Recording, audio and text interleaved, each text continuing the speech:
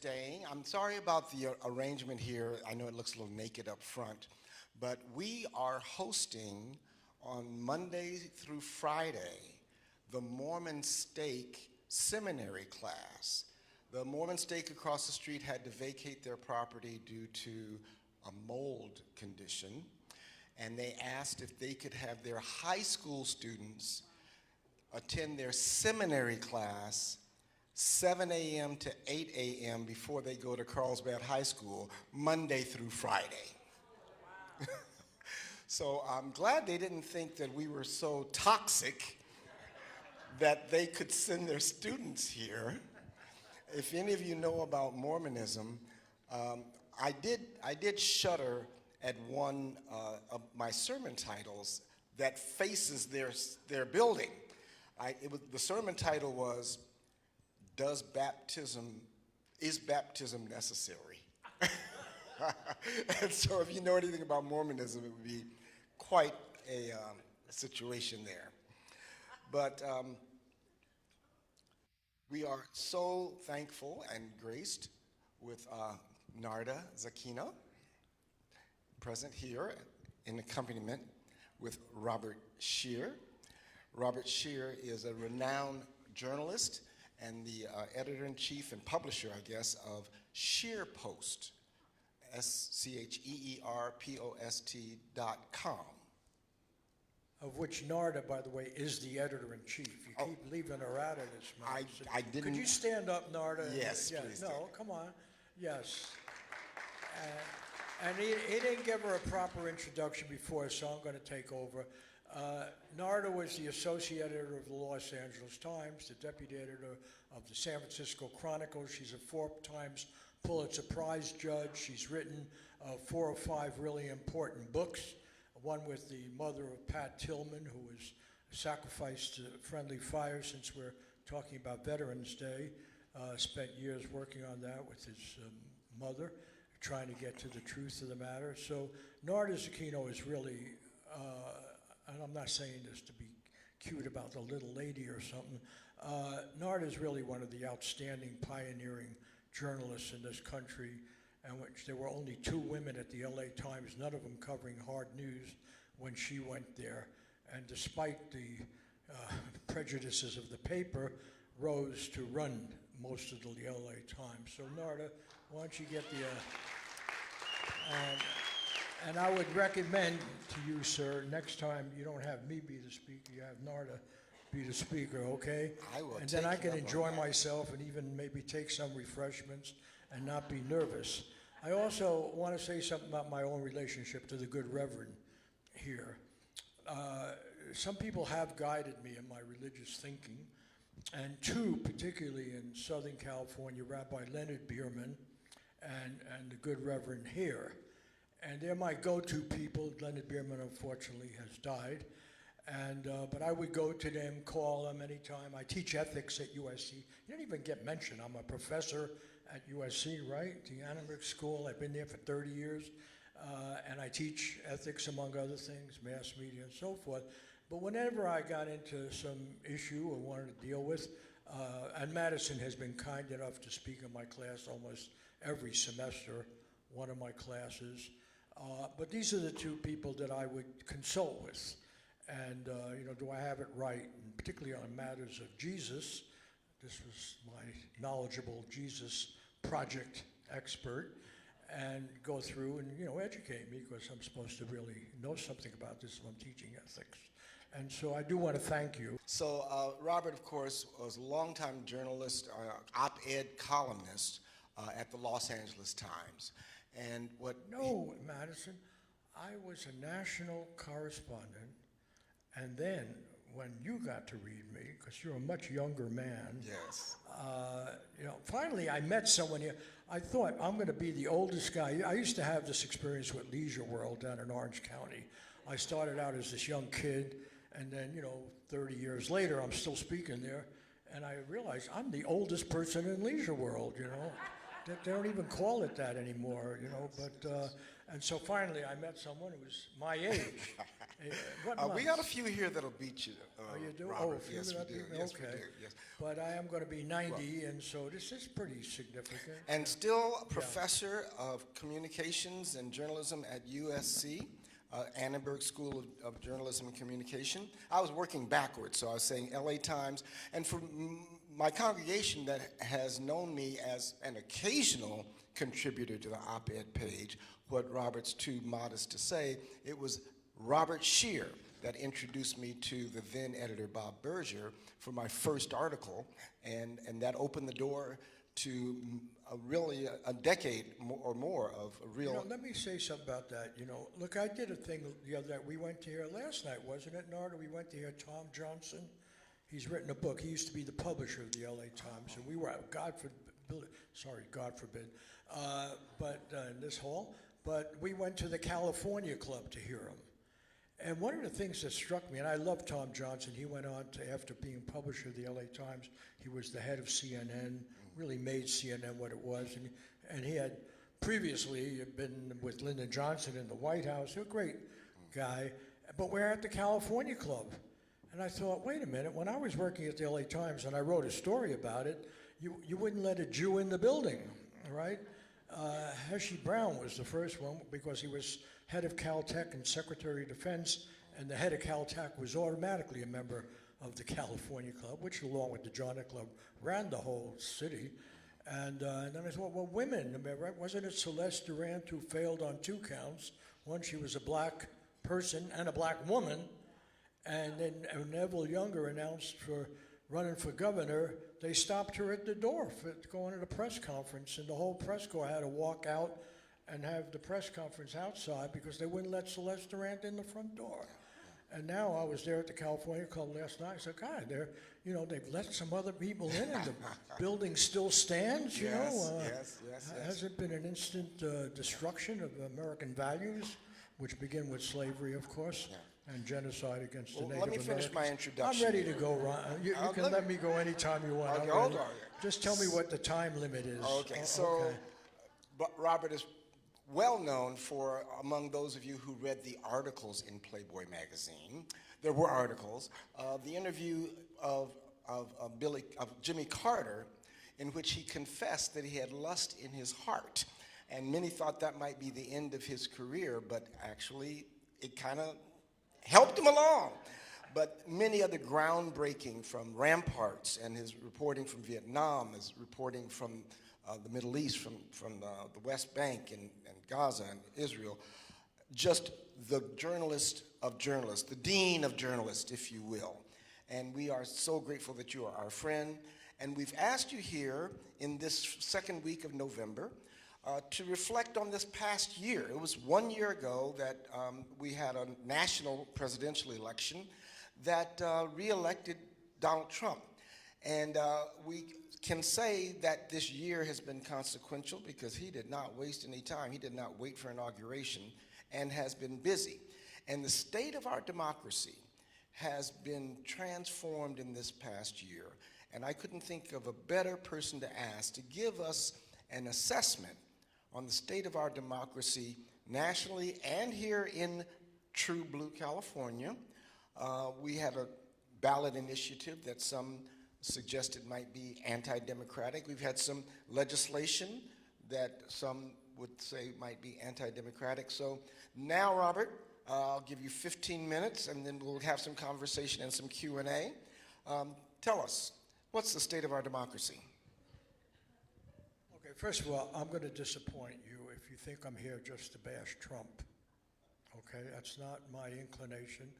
I'm a journalist. I take it seriously. And if I fail, then I got my wife sitting there who will chew me out, because we do take seriously the demand of our profession, and it is a profession, and I teach it, and so forth. And so I just want to warn you, I'm not here to be a cheerleader or a partisan. And I do want to say something about Veterans Day. I didn't mention about Narda, but it's her brother, really, who ruined her mother's career in the Marine Corps by getting pregnant.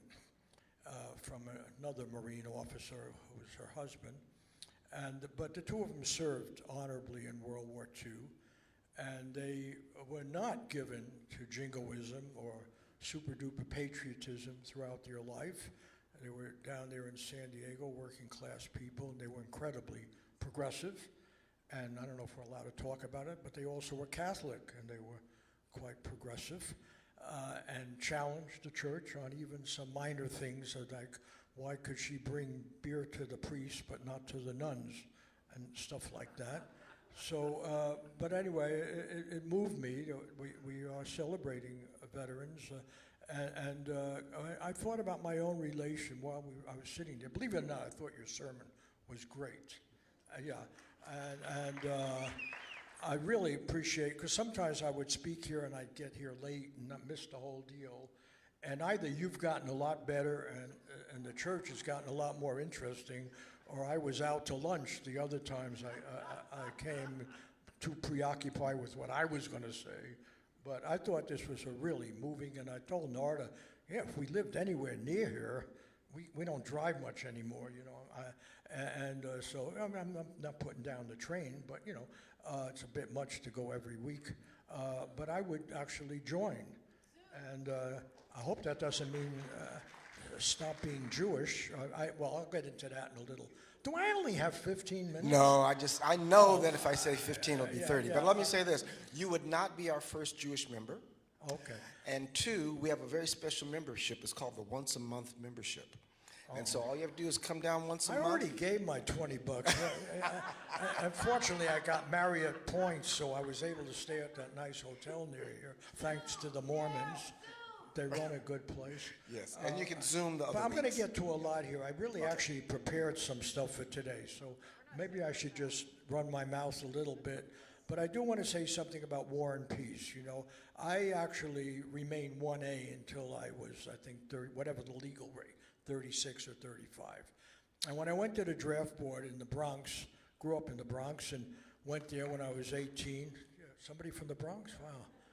See, everybody celebrates Brooklyn, but you know, Brooklyn is just gentrified, you know, Palm Beach or something, you know. But anyway, the Bronx was a great place. But I went to Arthur Avenue Draft Board, and then they gave me a form, you know, have you ever read these magazines or done that? I said, I read all of them. They're great, you know, the Communist Daily Worker and the PM and you know, I came from a family of radical working class people. They were wobblies and everything else. And so they decided I was a psychiatric problem, had to go talk to some shrink. And then he said, well, what, are you a conscientious objector? First he said, are you a traitor? And I said, no, I believe very much in the American Constitution, limits of power and all these things. And then, you know, by then I was a smart-ass college student at City College, you know, I could quote chapter and verse.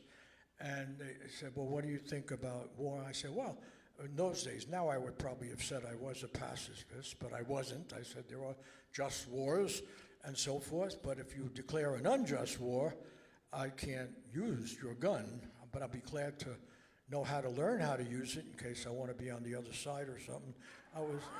I was a smart ass, you know, and as a result, I went on this journey for years, being a 1A, but having to go every year practically to the Presidio or wherever I was living to be talked to again and checked once again. And so it was really quite bizarre, and then I'd get in these stupid philosophical arguments at 2 in the morning at the Presidio, wondering if they're ever going to let me out of here. But I did feel the need to explore war. And so in 1963, 64 was the first time. I thought, well, I wasn't trying to avoid going to Vietnam, I'll go. And I got Paul Krasner of the Realist magazine. He had just done a terrific thing. I don't know if you ever remember Krasner and the Realist, and he was one of these great malcontents.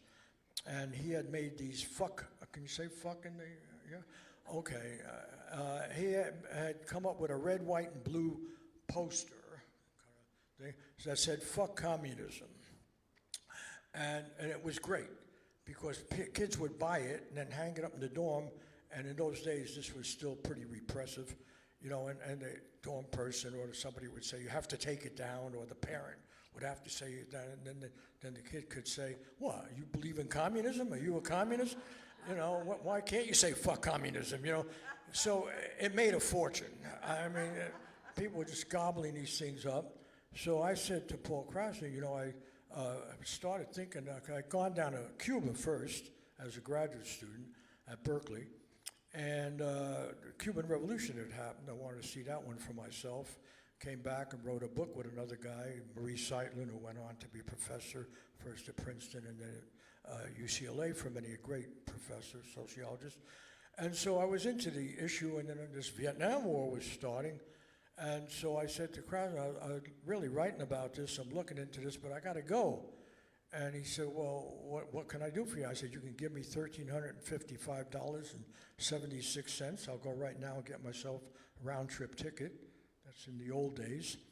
And he sent me there. And so, it wasn't a couple of weeks later, I found myself in the Mekong Delta, frightened out of my mind in one of those Graham Greene moments. I don't know if you read much Graham Greene, but not just a quiet American, and literally found myself in one of the huts left over from the French involvement overnight, frightened out of my mind because there was gunfire, and I was in there with a couple of Vietnamese people from the area, and they didn't know whether I was going to kill them or I didn't know whether they were going to kill me, but we got through a lovely night together and bonded, and so that was my introduction to war and its reality. And so I went around the world as a journalist and did a lot of stuff. And one that I will talk about today, if I don't run out of time, was I happened, when I was the editor of Ramparts, I got invited by someone who was head of Harvard SDS, and his father had worked for the Arab League and was actually married to a Jewish woman, but he called me up. He said, my father says he can get you into Egypt. This was at the tail end of the Six-Day War. Very germane to things I want to talk about today. And so I went over with his father, and we landed in Cairo at the airport. It was not easy to do, and we got there right at the, pretty close to the end of the war, after the war. And first thing that was made clear to me, and I always identified, I'll get into my own background, but I always identify myself as something that they might be apprehensive about, so nobody could accuse me of lying. If somebody, like when I traveled with Jerry Falwell, by the way, this is not the first Protestant minister I've dealt with. When he was doing the moral majority, I traveled with, when I was working at the LA Times, and then he complained much later when I wrote about him. He said, God, I treated him as a son and he betrayed me. But, I said, well, you betrayed Jesus, and he was another. But seriously, I tried to be open, I tried to be fair, and I thought I was. And whoever I interviewed Nixon later in life, I interviewed Reagan, I've done a lot of this stuff. I always try to be very honest. Whoever I interviewed, I try to let them know where I'm coming from. I try to be objective, but I can't pretend. Lawrence Ferlinghetti, the great beat poet, who also had a doctorate from the Sorbonne, used to say, keep an open mind, but not so open that your brains fall out. And I would tell people, look, I have, I'm born, I've had experience. I was born, as you were, in 1936, was the low point of the Depression. My father lost his job the day I was born, didn't get it back, a real job, went to the Works Project Administration and everything. So I know something, I had some attitudes about poverty, about life. My parents were both garment workers in New York. My mother was the other woman. My father had a family. He was a good man, though, and he stayed with his family until the kids graduated. My half-brother went into the military and ended up bombing our home area, Germany. My father was a Lutheran by birth. I'd come here after the First World War, and my mother was Jewish from Lithuania. And so I had a real life experience, and I know something about, growing up in a pretty rough environment. And so I can't deny it affects my perspective on life. And in fact, it's interesting. I promised you asked me to talk about the politics and where we are now. To my mind, the most significant event that has happened in recent American history is the election of this new mayor of New York City. And let me explain why. But I dropped my thread about going to watch wars. So I just want to say, the startling, and this connects with this election in New York City, because I was there, and I landed in Egypt, and I was traveling with this fellow, and somehow the Egyptian army was so screwed up. You know, this was a preemptive war that Israel fought. I don't know if you know this history. They were not under any attack, certainly not by Palestinians. There was no Palestinian army or aircraft or anything. The Palestinians were an occupied people at that time. Gaza was occupied by Egypt. West Bank was occupied by Jordan. The Golan Heights were occupied by Syria. So when I arrived in Egypt, the word had gone that we were very special, because the guy I was traveling with, Mr. Ansara, he was in the Arab League. He had no Nasser, the nationalist leader of Egypt, and so forth. However, because the Egyptian army was so screwed up, the message got translated to watch these guys, they're foreign spies. So we arrived rather late, and we were held under gunpoint for about 6 hours. So it gave me a rather jaundiced expectation of my visit now, and I was really pissed off with my colleague. Yeah, you got connections, I bet. Lucky we get out of here. And then finally, some limo showed up and said, this is a big mistake, and they started yelling at our protectors or captors, and the next thing I knew, we were in this limo going down to downtown and going to be treated, meet the big, the hero himself and everything. And so I spent some time there, and about a month and a half. And then when I got out, I wrote some things for Ramparts, put us into bankruptcy. I'm very good at that, either getting fired or putting people into bankruptcy. And in fact, it was an interesting moment the other night. Tom Johnson, once again, he said this before, he told Narda here, he said, I expected you to be the editor-in-chief of the paper. He said this before he went off to CNN. And I had told him the story once before, so I corrected him the other night. I said, yeah, but she married the wrong guy.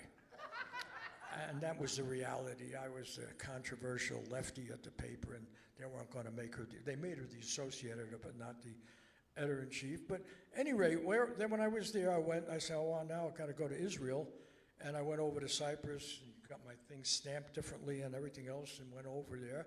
And I must say that first night, this has a lot to do with objectivity, where we come from, what we bring to any coverage. I landed in Tel Aviv. I'd been in Egypt, and as I said, I always identified myself. I never lied, and I didn't say I'm half Jewish. I said I'm Jewish, and actually in Egypt, I talked to some very well-known Jewish writers, people like that. Got a different perspective also. But I must say, my first night in Tel Aviv, I was drunk on the place. It was like New York with only Jews. When I was growing up, being Jewish was contentious. I lived in a Jewish neighborhood, but my wife's Italian Catholic folk were not always kind to us, and the Irish were a lot worse, and I was punched in the nose a few times and told, you killed our Lord, And the first time, I think it was about 6, so I couldn't even figure it out.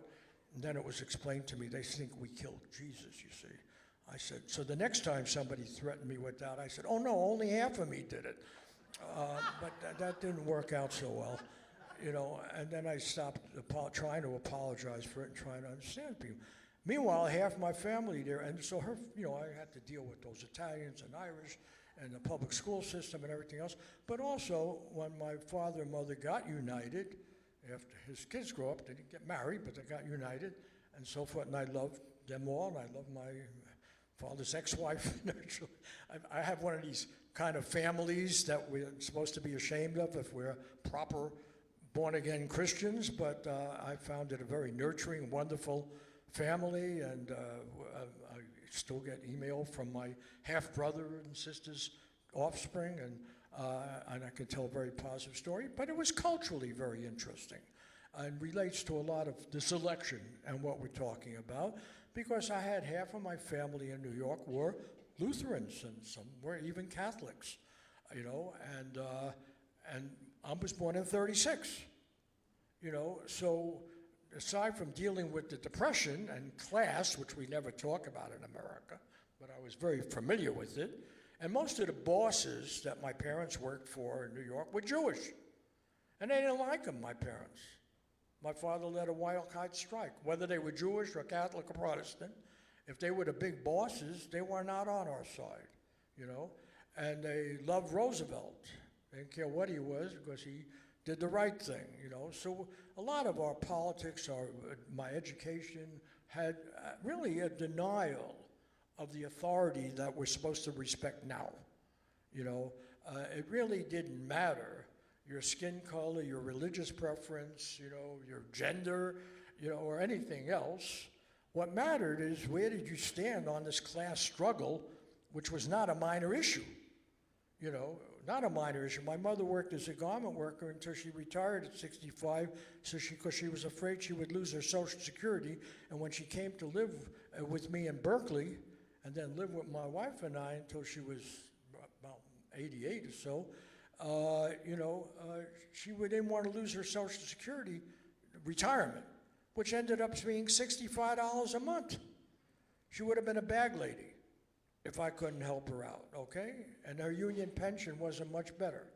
Maybe the whole thing came to $130 or something. And this was the 60s, this was not ancient. So, you know, I never lost the thread in that, of that class matters. Economic oppression matters. That doesn't deny other forms of oppression. I'm not going to deny that. I don't want to have a silly argument. But the thing that has been systemically left out of our culture, out of education, the denial of the American dream, the fantasy, is that class doesn't matter. We have opportunity, anybody can do it, and it's a lot of crap.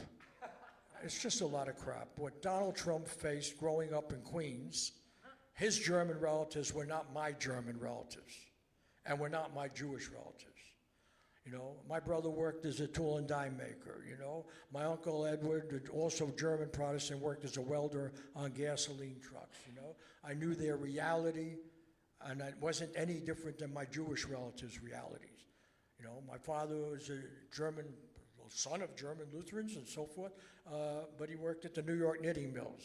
And he was a very popular labor organizer in his own knitting mill, the biggest plant there. And I once was talking at Leisure World, and somebody who knew of my father back then told me he had tried to hire him. My father was a very skilled machinist on these big knitting mills that were made in Germany. He could note the machines.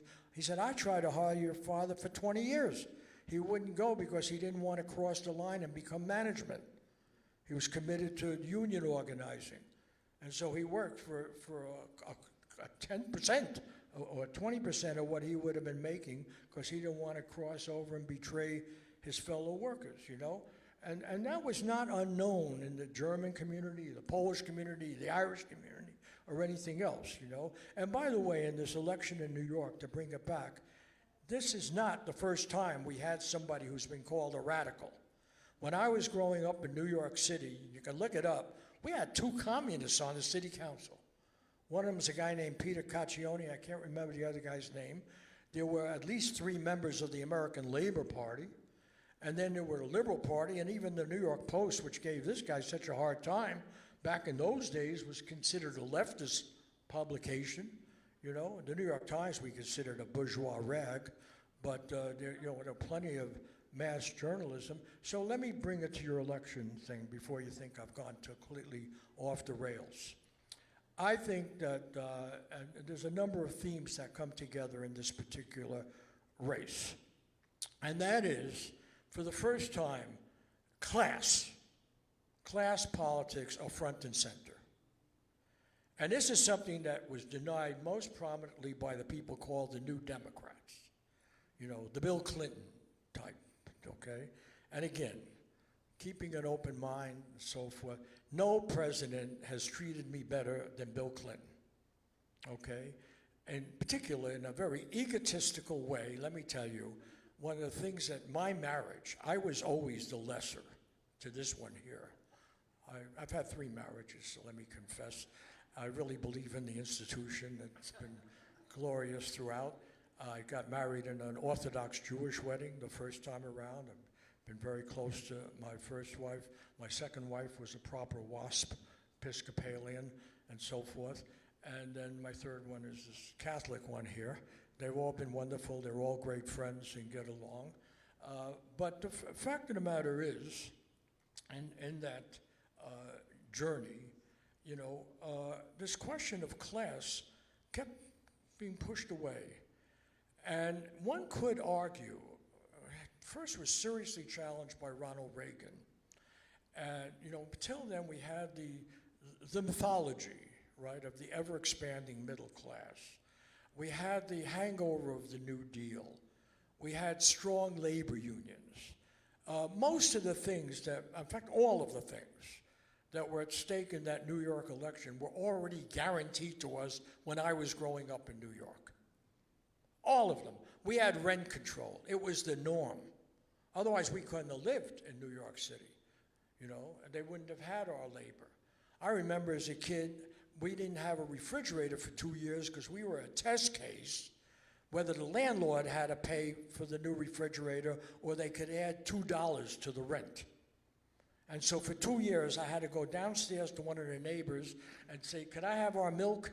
And go up and eat breakfast and bring the milk bottle back downstairs so it would stay cold, okay? And rent control was a very live and real issue. We had health care issues, which the unions played a much more aggressive role, much better if you were a Teamster, or one of them reactionary unions, you got real benefits. But a lot of your benefits came from the unions, particularly if you were your auto worker, steel worker. There was no question about that. And you can go down the list. After school programs that they're fighting about now, we had them galore. Otherwise, how could I have lived? My parents were both working, and they provided after school, you know, when I was growing up in the Bronx. Transportation, never a question. One of the things he wants is free transportation. My God, it wasn't exactly free, but you could put a penny on a trolley track or something, make a slug out of it, and get on the subway. I would go on when I was 9 years old. Go down to Manhattan, live it up, you know, get some pizza, you know, and so forth. So these are not advanced socialist, communist ideas that are being fought for. They're the idea that the government's supposed to serve the people. And I grew up at a time, I don't know if you remember it the same way, where FDR, when FDR died, I was in the Bronx and I was, I guess, 12 years old or something, and people were crying in the streets. I've never seen anything like that in this country. Just poured into the streets crying because FDR was died, okay?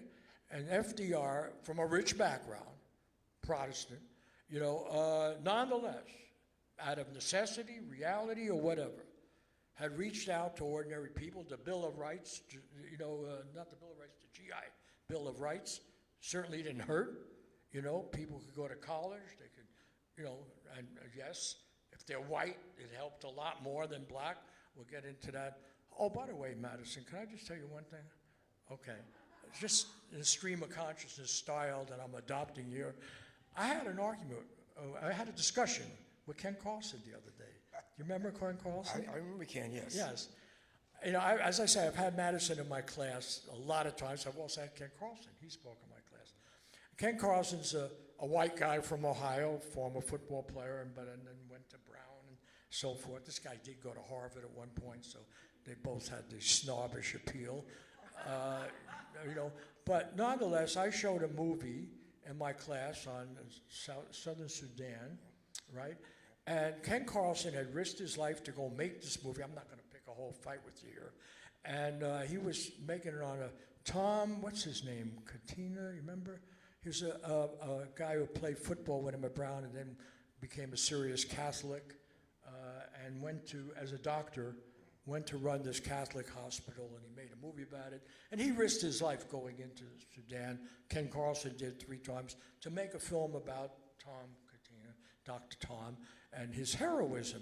And a rift developed in our class, right? Yes. Which we're not going to revisit, where Madison, some students, and then Madison picked up on it, complained that this was white man's burden. Well, white savior mythology. Yes. Okay, white savior mythology. Well, the other night, I came to realize that I disagreed with you. Okay. I mean, and we spent, remember? Yeah. Madison was staying at my house that night. Yeah. And, I struggled with him for a few hours about this, right? I remember. Yeah, we stayed up, I think, until maybe the early morning. But the other night, I just pronounced it. I said, Madison Shockley was wrong. I said, I actually think there is a white man's burden. I think as a white man, I should be more responsible. As a white man, I have a lot to atone for. I have a lot to criticize. As a male, as a man, as privileged, because despite my early stories of poverty and so forth, a hell of a lot was done for me, a hell of a lot. And by the way, even in not just race and everything else, I was very moved by the reference to gay people previously. And my friend Melvin Cooper-Smith, everybody forgets the way gay people were treated in America until very modern history. When Willie Brown pushed the thing about gay rights, that was the late 60s in California. It was a felony, serious one. And Melvin Cooper-Smith, one of my 4 closest as a young man, committed suicide out of the 4th floor of a tenement that we were living in, because he found life unbearable as a gay person and the suffering he went through. And then I covered the AIDS issue. So yes, there's a lot of burden. I'm straight also, okay? So that's a burden and a responsibility, let's put it that way. And I really admire Ken, and he goes on to make other movies. So just sharing that with you, and not that you had a valid point, but I do, I just thought about it, and kind of you still can learn when you're 89, And I thought about it and discussed it with my class, and as I say, I also teach an ethics class. We talked about that a little bit and how students felt. But, and there was another issue came up here before about the treatment of people without papers and ICE and so forth, Now my mother, Menarda can tell you, when she was in her 80s, we had INS then coming after her because at not Riverside, UC Irvine Hospital, County Hospital, some social worker or somebody had turned in my mother who had questionable papers.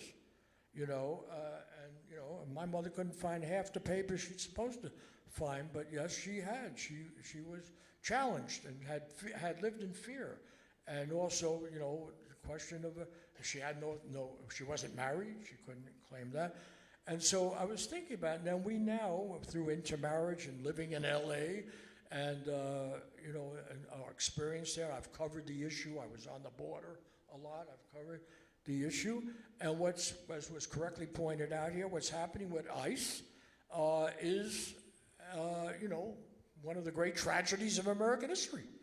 There's no way I'll describe it. I mean, these people who have done so much to grow the crops and help raise children and, do your plumbing and electricity, and you couldn't have California without them and its level of prosperity and everything else, are suddenly made hounded criminals and afraid to go to work, and how you're going to feed your family and how you're going to do anything. And to talk about anything but right now is almost, what is that? It means you're heartless, And if anybody has any doubt, I've checked this one a lot. It's only in Luke, but the good reverend here tells me it's valid as the parable of the Good Samaritan. And that relates back to Israel, which I'm circling back to, believe it or not. And the parable of the Good Samaritan, and I do see Jesus as a corrective, and the Christian church, when it's a good church, as a corrective to the failings of the Old Testament. I'm not a great scholar on these things, but it strikes me is that the tribalism implicit in a lot of the Old Testament gets challenged by the teaching of Jesus, including the missionary spirit, that everyone has a soul and they can be brought into a connection with an Almighty. And that's why conversion is pressed so much. In fact, one of the guys when I went to work at Ramparts, it was still a Roman Catholic literary publication. I was the first Jew they let in the door. And remember then Warren Hinkle, and I just picked up one of his old books our great editor and founder. He was a product of Catholic education, and he wrote this great book on the pagan babies. And in the old days, I guess at least the Catholic Church, did this happen in the Protestant church too? They would raise money at church to save the souls of pagan babies. They didn't save the babies themselves. It's like welfare reform. They cared a lot about, the right to have children, and I must say, I have to be kinder about the Catholic bishops. At least they were against welfare reform. In fact, that's how we met. Remember that time I wrote a column about that? But, the pagan babies, we want to get their souls, so we got to do something to get them converted. What happens to them after? We can make war, like in Vietnam, and Carlos Spellman could do that. But at least there was a sense that every soul mattered. And then I used the parable of the Good Samaritan because the message is really so clear today. Jesus was saving the other. You've done that here, right? So I don't have to do any biblical education. But the fact of the matter is, that the man's been robbed and beaten and maybe alive or dead. I point out to my students, how often do you even go to check out this hump of humanity lying there on a street corner half a block from USC? Think about it. We have two things that happen to USC. And my wife was the editor of the Bruin at UCLA. I don't want to feed any prejudice she has on this issue. But they do have an awful football team this year. My goodness, lost by another 30 points yesterday. But anyway, the fact of the matter is, we have two things that come across to our students all the time. We have a daily crime report, and then we have this homeless problem. Living downtown, it's there. It's the whole downtown, right? And, and think about the parable of the Good Samaritan. It's that what is happening? Somebody's there, disheveled, beaten, and so forth, and two people go by that person, and they walk around him, ignore him. They cross the street. Yeah. And one is a member of the prominent Jewish family, right? And one is a rabbi. And then this other person comes along, and this other person is not of that tribe. He's of a rival tribe, right, the Samaritan. And that other person sees this person, this could be a homeless person right next to USC now, and investigates, sees they're still alive, puts him on their donkey, takes him to an inn, says to the innkeeper, you take care of this person, I'm going to be traveling. He was a merchant like Muhammad was, right, the original Muhammad, circulating among all these communities. That's why Juan Cole, in his great book on Muhammad, says Muhammad had a sense of tolerance, openness, because he had been a trader, not trader, but trader, selling things, had to know different languages and so forth. So this person says to the innkeeper, if you take care of this person, here's some money. When I come back, I'll give you more. And then this lawyer, wise-ass lawyer in the crowd, asked Jesus, well, what is that? I'm asking you, how do you get eternal life? Why are you giving me this parable? And then Jesus answered with the parable. He used to know about the Jesus Project. And so that's the person who gets to heaven, not being in the right tribe, not doing well just by your tribe, but doing well by the other. That was Jesus' answer. How Jerry Falwell forgot that, I don't know. But seriously, these messages in any religion, and I'm not here to put down the Hebraic tradition, there's a lot that's great in it. What I am saying is they can all be twisted. They can all represent inconvenient truths. That's the reality of it, So I want to say something. Have I gone on too long already? 5 minutes more? Okay, because I had a lot of notes here. But okay, let me just say, I wanted to pay special tribute to John Lewis. And what I'm trying to do here is what he called good trouble. And John Lewis, the great civil rights leader, died not that long ago, he was actually spoke at Leo Beck and Rabbi Bierman's synagogue and everything. The last time I heard him speak, which was not that long before he died. And he's a great civil rights leader. I knew him with Julian Bond. I did a lot of work on civil rights, writing about it. I participated and so forth. But this whole notion of good trouble. And it seems to me the main thing now is where the main message that's going out everywhere is to avoid controversy, okay, and to avoid raising troubling issues. And this may seem like a very difficult, disjointed journey to the significance of this election, but I'm now going to zero in on it, you know. And the good trouble is to raise issues that have to be raised and not ignore them. As I see the journey of Trump and see this last year, I think Trump is a creation of our failure as a society. I don't blame Trump. I don't think it's just he's particularly good demagogue or he's particularly manipulative or so forth. We set the field up, okay? And we set it up on a number of issues. The most important, I think, is this question of class that I raised before. What happened was, and this is how we met. It was how we met. My dean, good guy, Jeff Cowan, I respect him a lot, had been in the Clinton administration. He had been head of Voice of America. His father had been. Before that, he's a lawyer, been teacher, used to and so forth. And I was very critical of Clinton's welfare reform. Now, I had interviewed Clinton before when he was still governor, but he was starting to run for president. And it's one of the things I did at the LA Times. I interviewed a lot of these people. And by the way, on the Jimmy Carter was before I was at the LA Times for Playboy, but that in itself was interesting because the thing that caused all the trouble in that interview was he was basically trying to, there's a statement, never hustle a hustler, okay? So what I am there is to interview him for Playboy magazine. It's a pretty difficult assignment, get somebody to talk to Playboy who was running for president.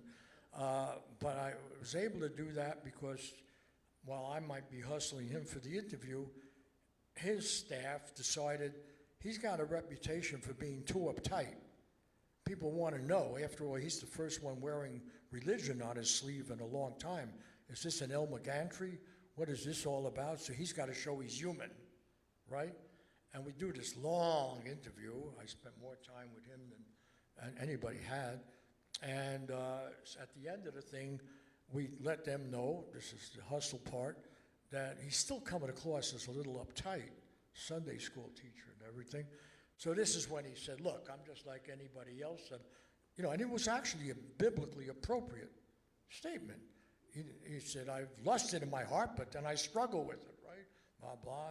His wife dutifully said, yes, I understand that. But that became the headline. What I thought was going to be the headline in that interview was I was bugging him about, are you going to be like your Democratic predecessor, Lyndon Johnson, and getting us into these mad wars in which, 5-6 million people got killed in Indochina, in which more bombs were dropped on Indochina than were dropped in World War II, including 59,000 Americans that were killed. So I was bugging him about a lot of serious stuff. And he said in that interview, bless him, he said, no. I said, why shouldn't we worry? Because you're a little bit hawkish. Why won't you get us in? Democrats have gotten us into a lot of wars. He said, because I would never lie to the American people the way Lyndon Johnson did. Now, that might have been okay when you're running in the primary and you're still trying to get younger votes. But now he's won the Democratic nomination. And the interview comes out after. And we're on an airplane. I was on Air Force, wasn't Air Force One. I was on the candidate's plane. Press corps had already landed earlier, but I got in this good seat. And we land, and Sam Donaldson races over and calls me, oh, Bob, we got to talk to you, I got the setup here. And the first thing that made the news from that interview was his saying that Lyndon Johnson had lied. Lady Bird Johnson was waiting at the airport. It's interesting because last night, our former publisher, he had been in that White House. And he worked for Lady Bird running the radio station. She left the airport. And so the first question was about lying, and it was a very strong statement. And I was saying what he said. And yes, he did say it. And then suddenly this thing came into Sam Donaldson's ear. No, ask about the lust in the heart. So lust in the heart suddenly became an international news story, unbelievable, right? Forgotten was Vietnam, war, death, millions of people, destruction. That's gone. Lust took over, which was a perfectly reasonable statement from a Sunday school teacher. So, at any rate, there was that. The thing with Clinton, and I'll end with this and can open up, because this is where the trouble starts with Trump, okay, is that Clinton redefined the Democratic Party from its roots, basically, in the Depression, not the old Democratic Party, which was racist and Dixiecrat. Everybody forgets that until 1964, when the Mississippi delegation rebelled. But no, now we did have the New Deal, Roosevelt. And by the way, the American military during World War II, was segregated, right? And you know that Roosevelt was carried up up the ship because we were lied to about his having polio, but we also didn't, why is it a black man carrying him? Because black men were stewards in the Navy, not trusted to do other things. Interestingly enough, in terms of my own autobiography, it shocked me as a child. How could my German relatives, and this goes to Trump, let me bring it back. Trump has never has expressed any remorse about our common German relatives creating the Holocaust. Somehow the Holocaust got blamed on the Palestinians. Think about that. I mean, if you think of an insult to the people who died in the Holocaust, whether they're Jewish or gypsies or homosexuals or what have you, but the idea that somehow Palestinians who had no army, no navy, no death camps, nothing, and were captured from one group of occupiers to another, right, in a war that they had nothing to do with, nothing. Somehow they are associated with what? Anti-Semitism, with these problems, with the Holocaust and the memory of Holocaust.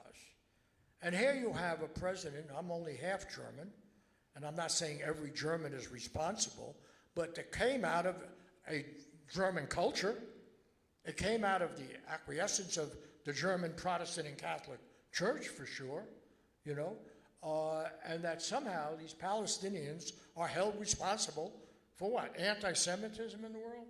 Not the California Club, that wouldn't let Jews in, right? No. And so when you look at that strange history, of rewriting history, what it was, I mean, it's bizarre, and it gets to me. So I want to just deal with the basic question about the elections. That what happened was that Trump hit upon this soft spot that the Democrats had created, beginning with Jimmy Carter. Ronald Reagan, who I also spent a lot of time interviewing, and I liked, aside from, I can have differences and still get along with people. But Ronald Reagan was not able to pull off his fantasy about, freeing the market. He wasn't able to do it. And ironically, and I interviewed Ronald Reagan before he was governor. I interviewed him before he was president. I got more time with him, and I never had a moment where he let his press people interrupt us.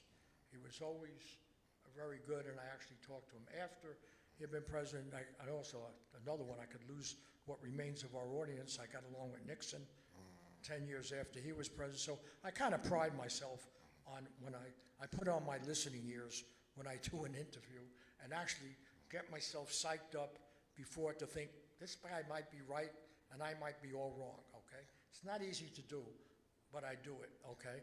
And so with Reagan, the fact of the matter is he was always conflicted. Everybody is always conflicted, even the bad people, or even when they do bad stuff.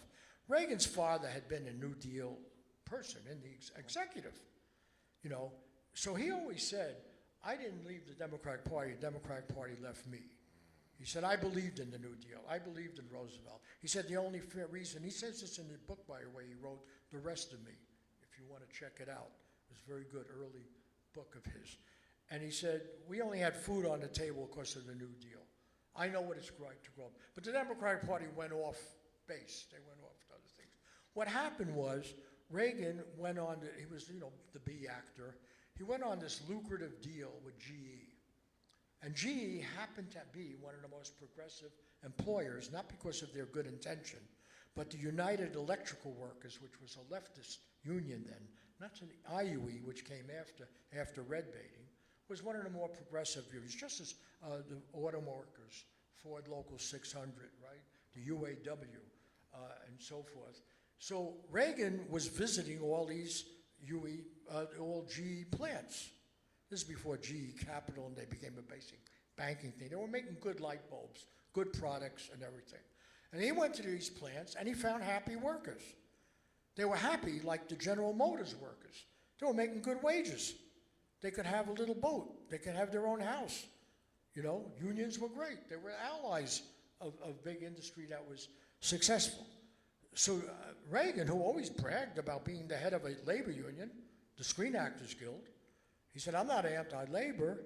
He bought the fantasy that monopoly capitalism would do well by these people, all right?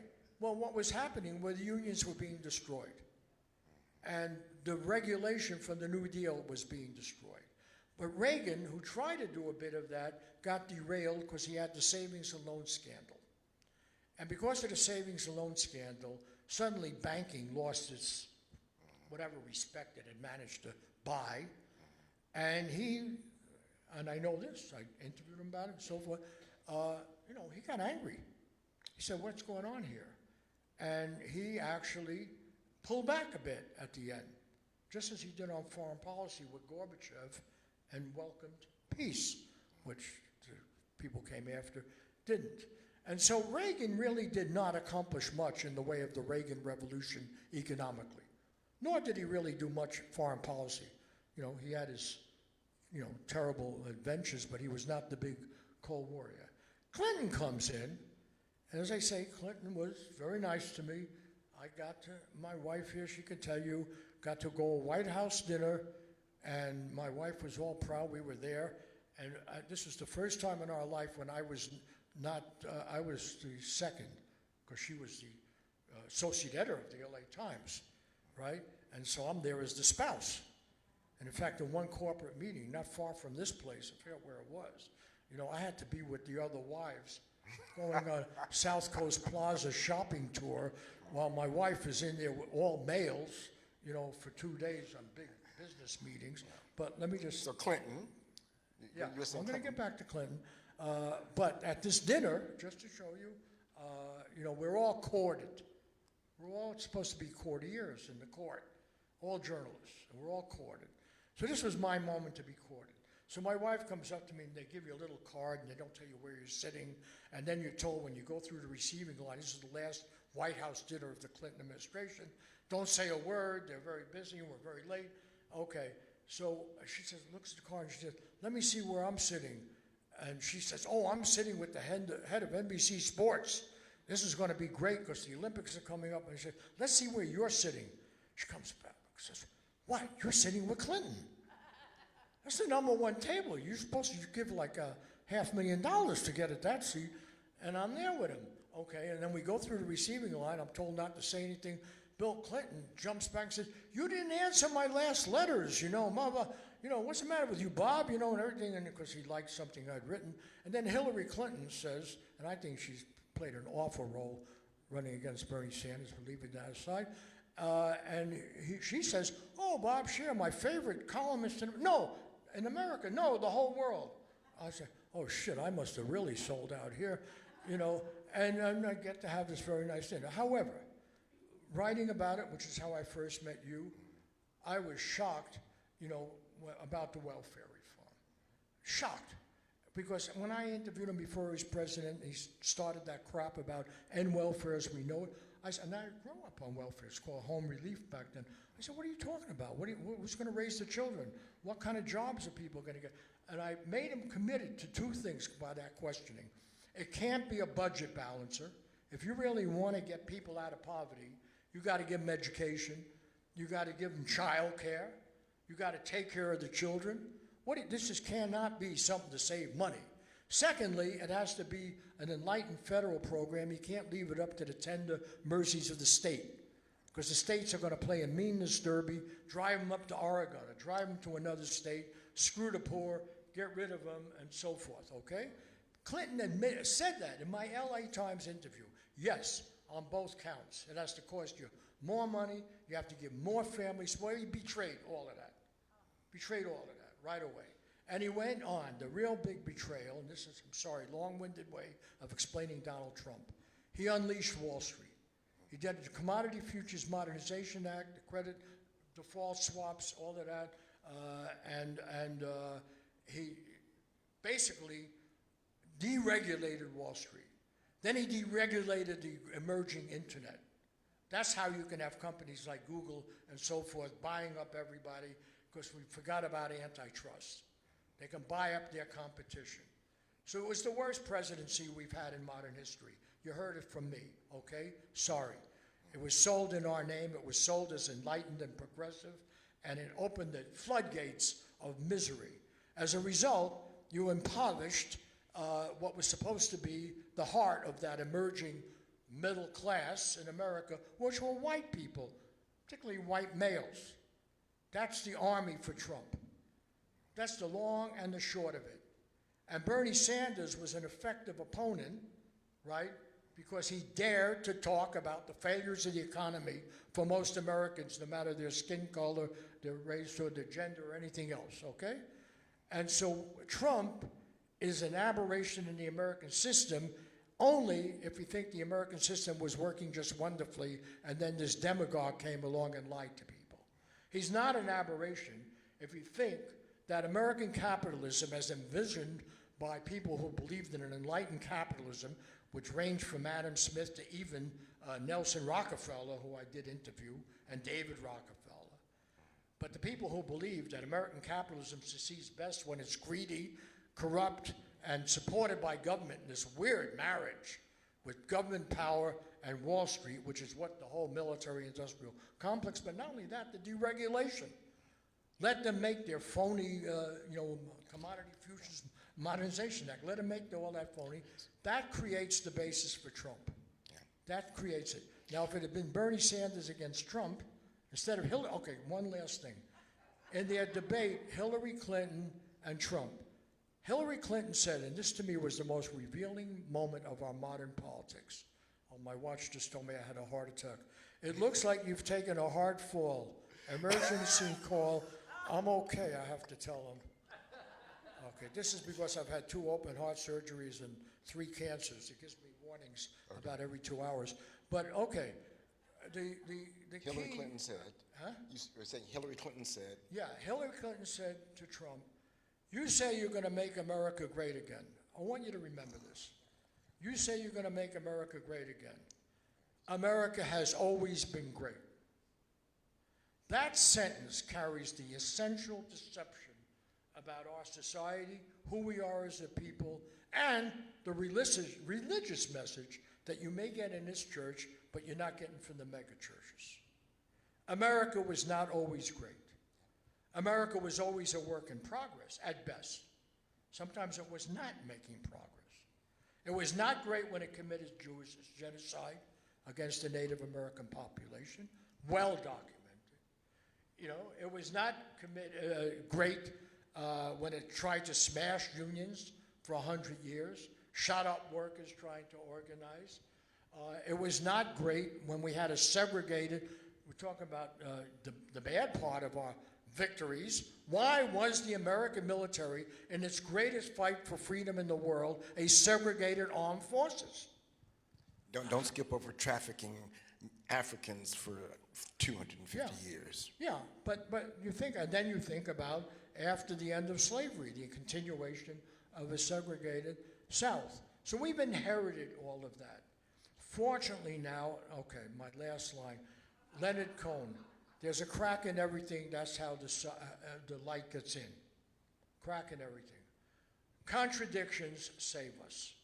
We are living in a time now of enormous contradiction. All right, enormous. We are still far and away the wealthiest society that has ever existed, and we're denying food stamps, so you have to have an appeal in this church to get food to people. How can that be? America's always been great. Why do we have this poverty? Why is it dependent upon these handouts in this way? Well, no, it hasn't always been great. You know, in some ways, yes, we have. Oh, final thing. We talk about the Constitution. I just want to remind people here. Sorry, I wrote it down. Do you remember what the First Amendment says? Here, anybody? Yeah, freedom of assembly. No, not freedom of assembly. Speech. No, not freedom of speech. Religion. Congress shall make, this is the beginning, Congress shall make no law respecting an establishment of religion or prohibiting the free exercise thereof. That's the first thing in the First Amendment. Congress shall make no law respecting an establishment of religion or prohibiting the free exercise thereof. Now, not only did Donald Trump and his Republican cronies in Congress ban something they called anti-Semitism, which told me, and I consider myself full Jewish, so does the tradition. My mother is one of those Jewish people that was supposed to be protected, right? Because they were assumed to be raped or mishandled or something. So as opposed to other religions, even we illegitimate folks, right, in the Jewish tradition have full authority by virtue of our mother, okay? And by the way, I lost my mother's whole family in Lithuania in the Holocaust that is now used against us. I went back to Lithuania. I went to Germany to see my German relatives. I spent a lot of time after college on this issue. I don't need lectures about it.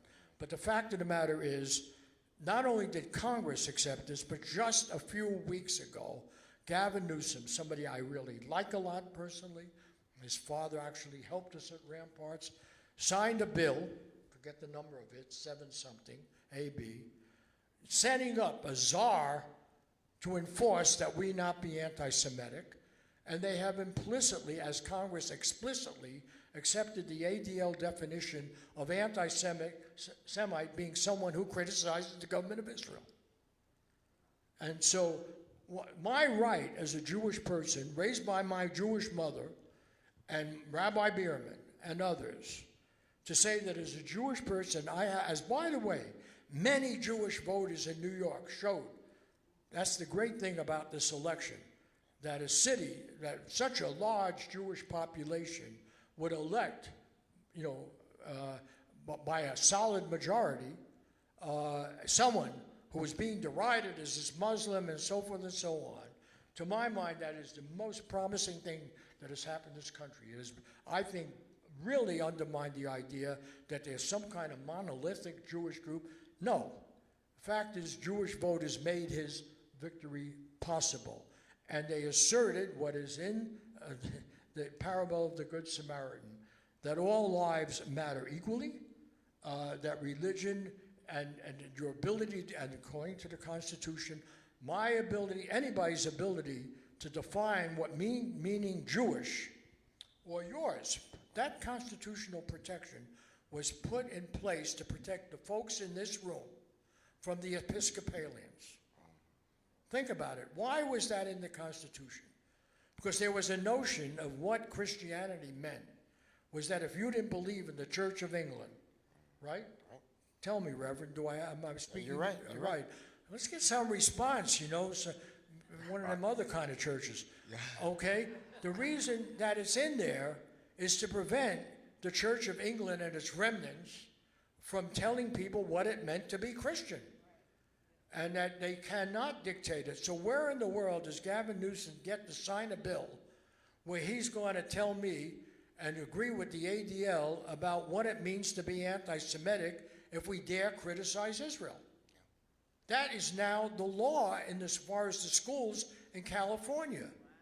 They're going to tell a teacher in the high school, and by extension at UCLA, that if you argue, as Rabbi Behrman would have argued, that not respecting the rights of Palestinians to have a vote, you know, about their future, not respect their connection with the land or their history, and that if you challenge anything that some people that I consider to be fanatics around Netanyahu, he might just be an opportunist, but he's certainly aligned with people who are absolute fanatics.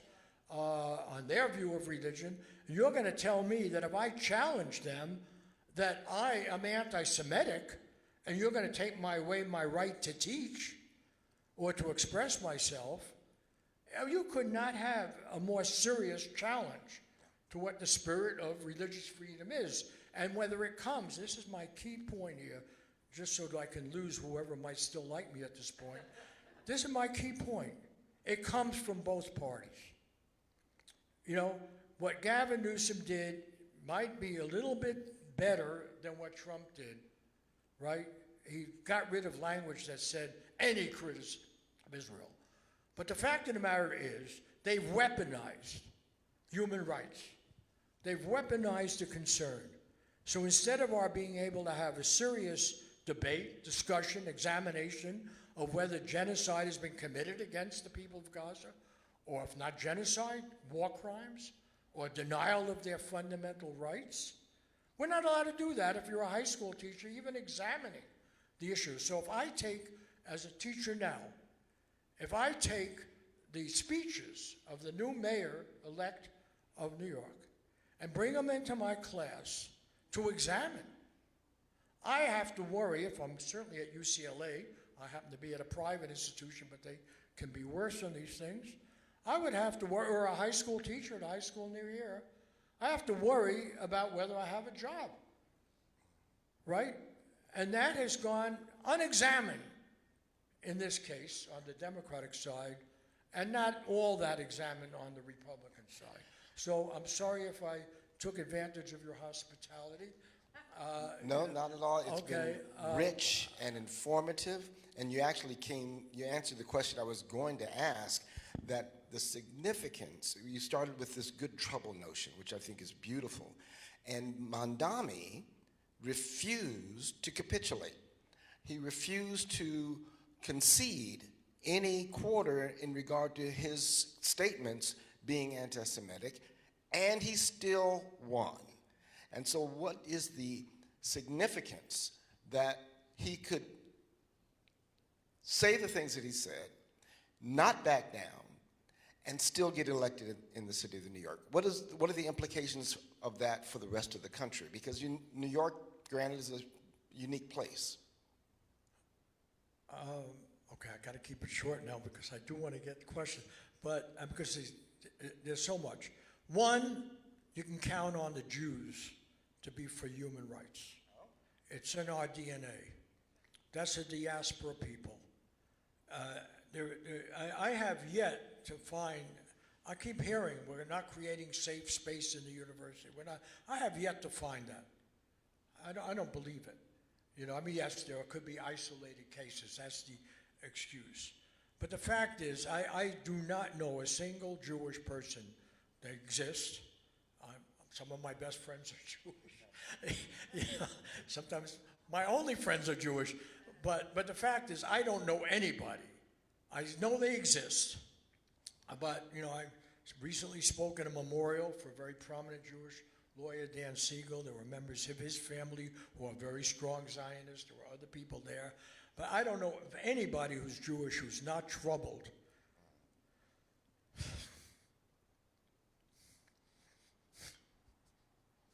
No, sorry.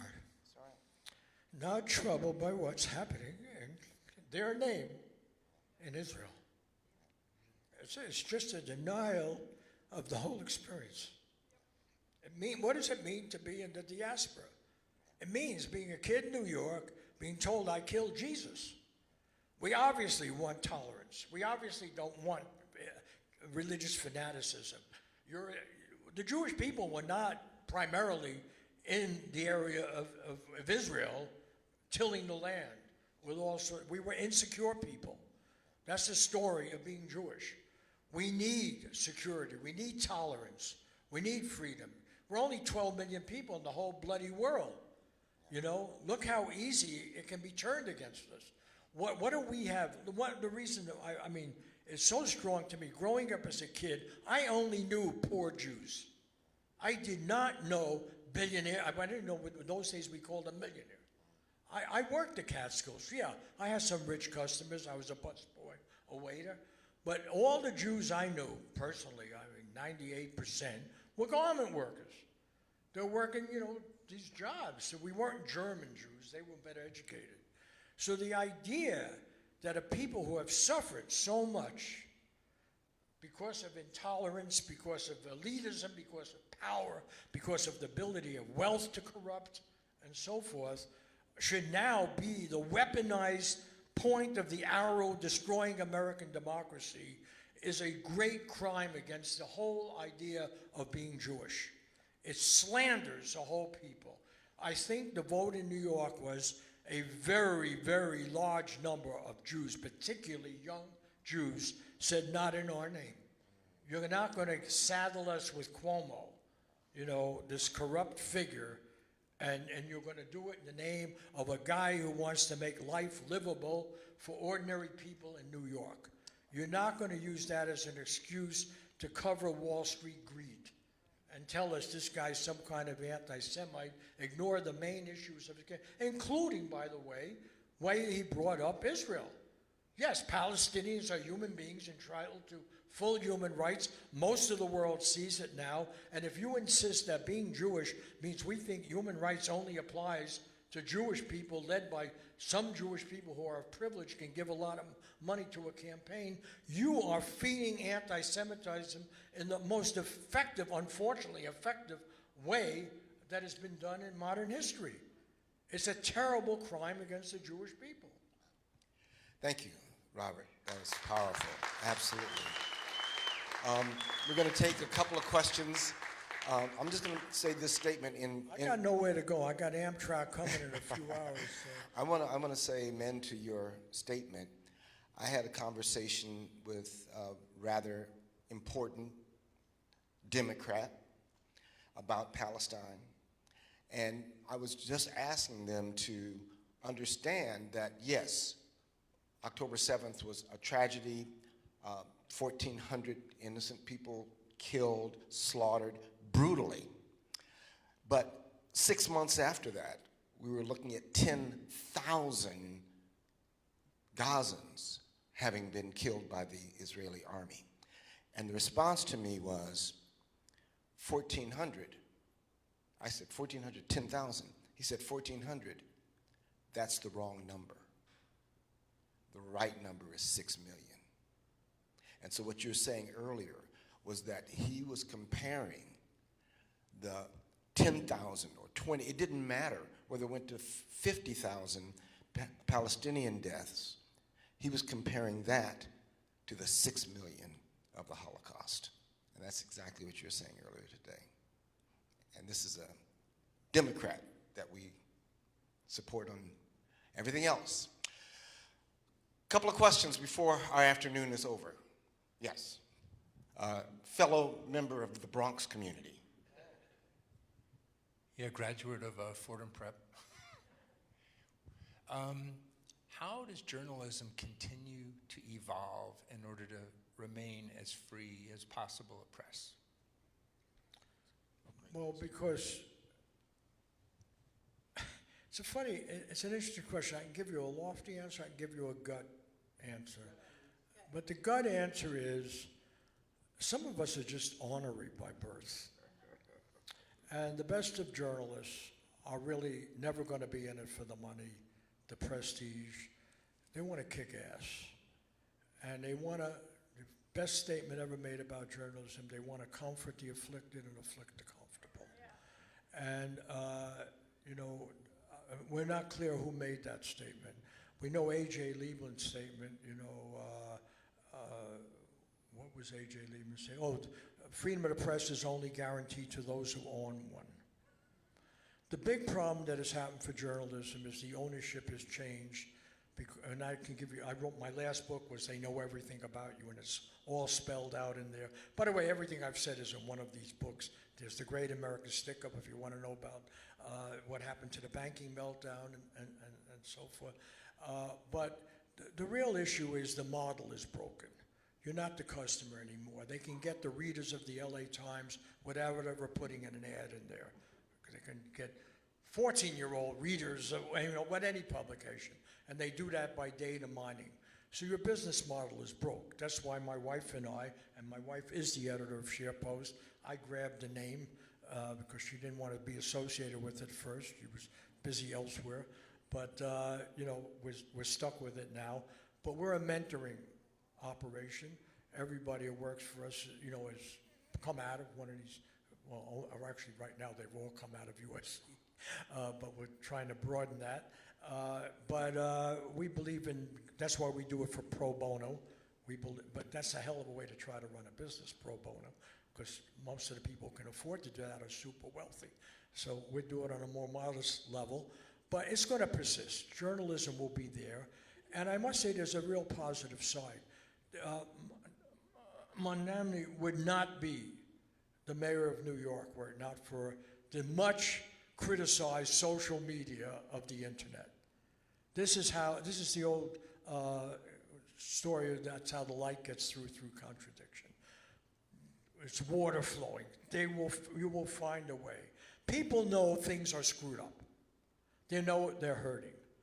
And you can get solutions to them. Some of them are demagogic and evil. Some of them are progressive. Bernie Sanders survived to the degree that he did because of the openness of the internet. I know, because I was doing a publication then, Truthdig, and we could get, those days the game was not as controlled as it is now. We could get very large numbers. So there's a free press in America. You have to battle for it. You have to fight for it. But the fact of the matter is, people don't want to be lied to. And when the facts keep coming up ugly, right, you see it all the time. You have an election. How did Trump win? At the end, he had these people, right, who could write these big checks, right? I mean, really big checks, right? Elon Musk, for instance, and in return, he gets to run the U.S. government. Now, he was going a little too far, so Trump had to push him aside. But could you imagine, I'll give you this large amount of money and you'll let me run the IRS? That's a fantasy fulfilled for some, really greedy rich guy. Let's take one more question. Can we take more? No? They've been here for 3 hours, and I got to come back next week. You don't. One more question? Oh, okay. Yes, right here. Okay. Recommendations for effective resistance. Excellent question. Recommendations for effective resistance. Remember, right, the only thing we have to fear is fear itself. And what I see now, and here I'll draw on the wisdom of my 89 years, about to be 90. We're going to beat them. We may not beat them every time. We can clap, but the we includes a lot of people who even now support Trump, but far less. And I keep pointing out to my wife, we live in a building where some of the people she likes did support Trump. I am accused by some people in my own family, because I put on my listening ears, of being an apologist for Trump sometimes. It drives me crazy when I hear this. But I do think we have to be objective. And, like for instance, in the first Trump term, he played Roosevelt in a way that people don't understand. But what did he do? Faced with this pandemic, yes, he was late. Yes, he disparaged science. But the fact of the matter is, he realized, wait a minute, I'm going to be in trouble here. We're going to be in trouble because right now, if I don't do something, and yes, plenty of Democrats supported by mortgage relief. Remember, they did this incredible thing. Most people, their whole wealth is in their house, right?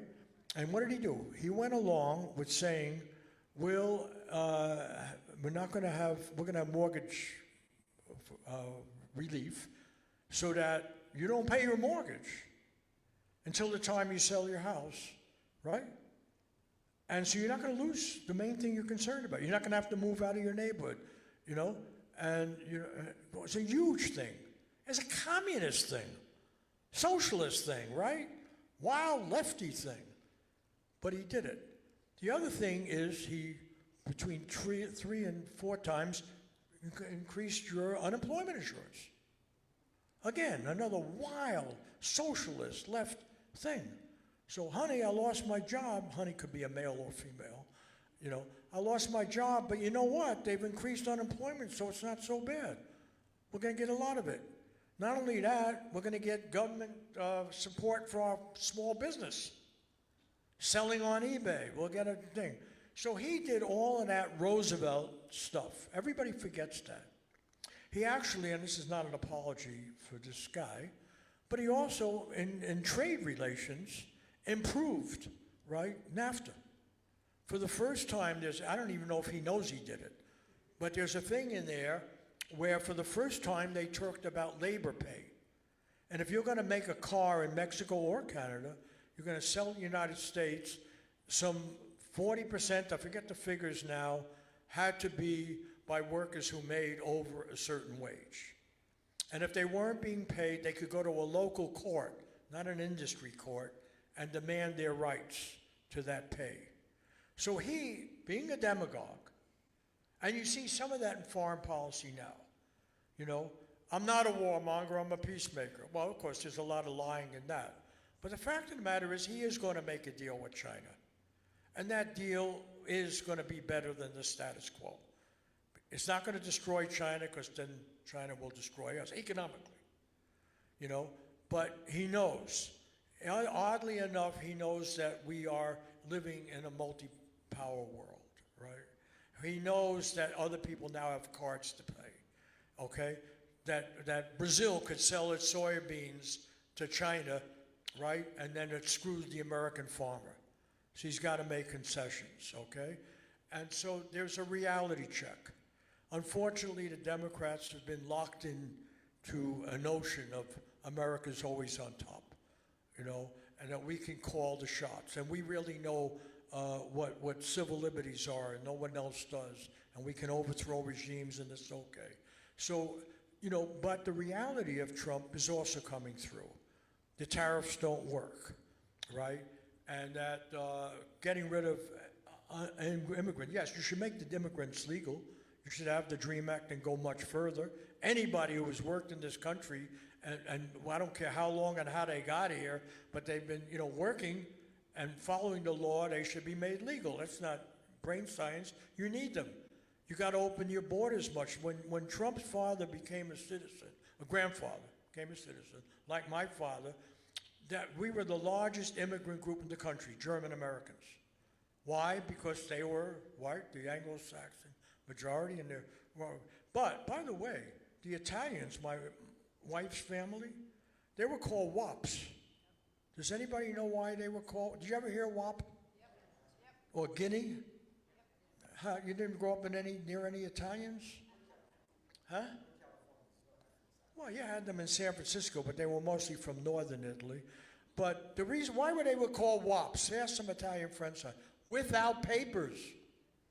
They were a malign group because you didn't want them. You didn't want poor Irish either until Kennedy balanced that out. So this whole thing is not about Mexicans. It is because you're anti-brown people. But the fact of the matter is you needed the workforce, you need these people, and you got a sick thing going now where you're hurting industry, you're hurting agriculture, you're hurting the American economy, and you're trying to play the old scapegoat. If you want an analogy with the Holocaust, they're doing with undocumented people from Central America and Mexico what was done to the Jews. You're making them the evil force. They're responsible for your problems. It's not working. You know, it can't work in a place like California. It's why Gavin Newsom was able to get this vote. I have my problems with that vote. I don't like gerrymandering or anything else, but, you know, we slept down in the rain to file our ballot. Not the rain, it was cold and dark and so forth. And the reason 4 million people voted for that, they know, you know, that the thing has got to change. And this guy is a wrecking ball, this Trump. So the long-winded answer to your question is he's not working.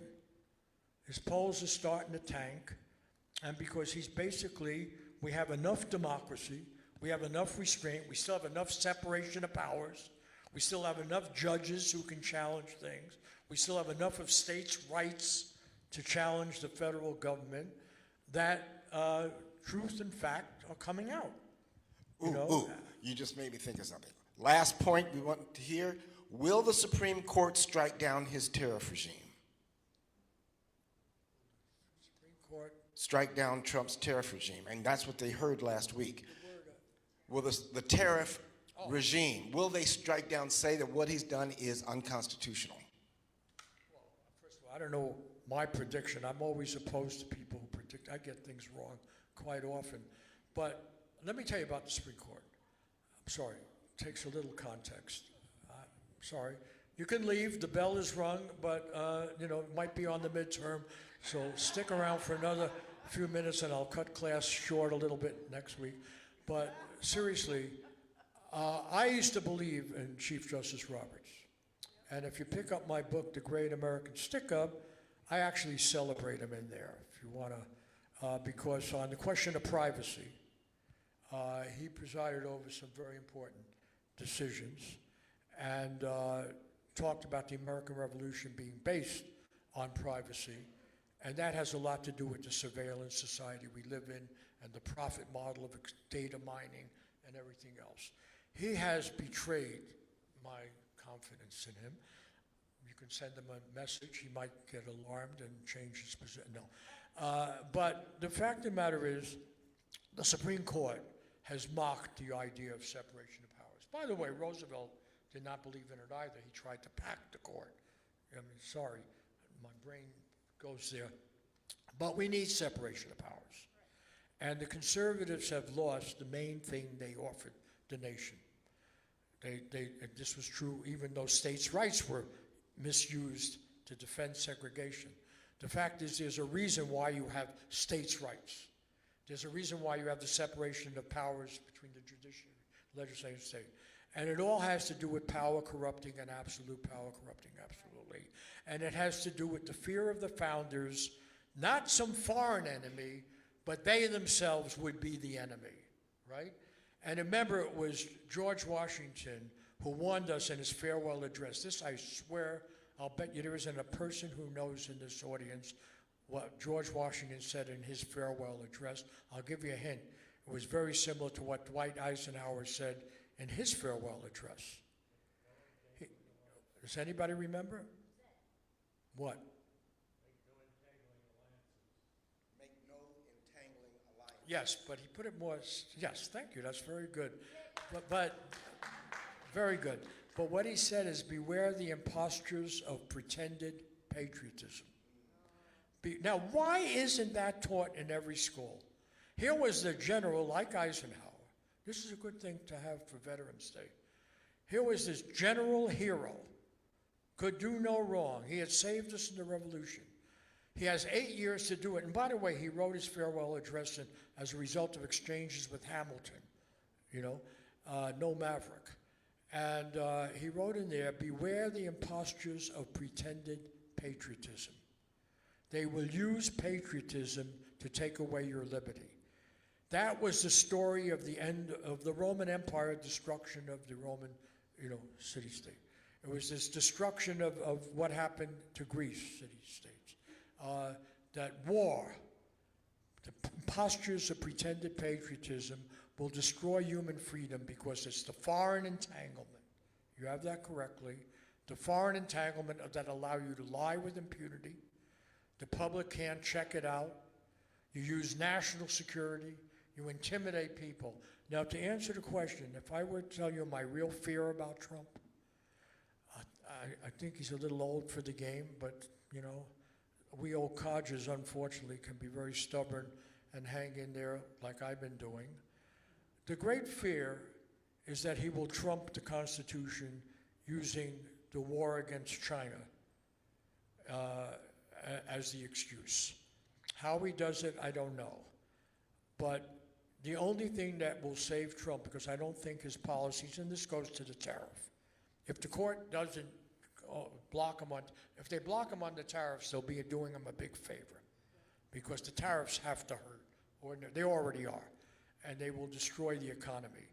There's no question about it, and will be the end, by the way, of the dollar supremacy and everything else. That part is very clear. We've been having a free ride because of the claim of free trade. But suddenly now, this multipolar world where Saudi Arabia makes its own deal with Russia, so it doesn't work. That's why you still have the Ukraine war. You know, China and India have been brought together in this period in a way they never were brought together before. Forget about fighting over their border. They're allies because of a multipolar world. People want to make their own history.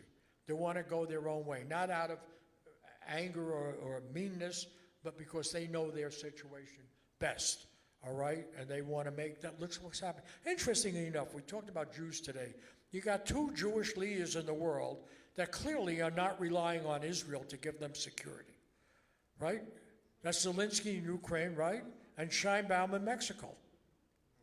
Think about it, you know, a woman in Mexico who happens to be Jewish, and she's extremely popular, not because she says we're only going to worry about Jewish people here in Mexico, but because we're going to worry about working people, poor people, right? And she's a great hero. Whatever you think about Zelensky, he's identified with the Ukrainian nationalism and their right to define themselves. These are two prominent Jewish leaders. And neither of them have been outspoken in support of Israel, by the way. You know? So it turns out maybe Jews are not inherently an endangered species everywhere in the world. Maybe this is a canard, just to bring that up again. But I think the basic answer on to your question, I don't count on the Supreme Court to do anything anymore. And it's odd, speaking in a Protestant church, it's odd because it's coming from Catholics. I don't get it. The popes have been, you know, incredible compared to the people on the Supreme Court who claim to speak in the name of the Catholic Church, and including, by the way, our vice president, who goes over there, you know, claims to be a Catholic. My God, on these key questions of immigration, peace, the rights of Palestinians, you can go down the list, you know, not all the issues, not gay rights, although there's been some modification, but welfare.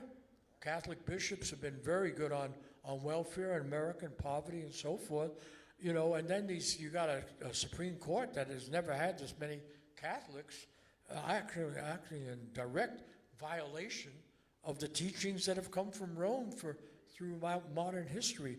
So once again, it illustrates, maybe it's a good point to conclude, people misuse religion. Don't blame God for what's done in his name, okay? That's an old message.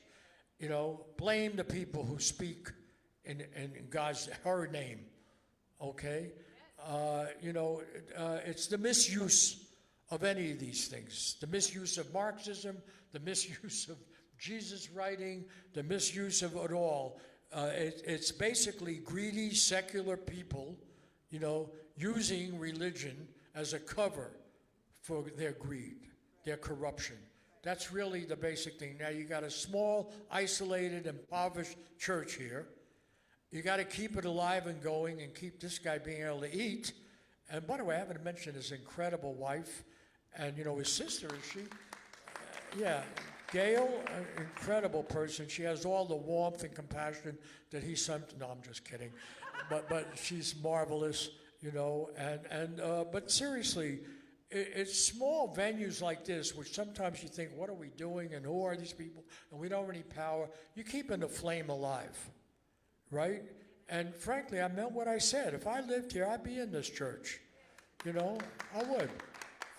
You know, maybe that's an endorsement that'll finish off the rest of the crowd, and you'll have to come live with me, Madison, again. But, you know, we still have that room for you, so don't worry. You know, you can bring the rest of the family. Okay.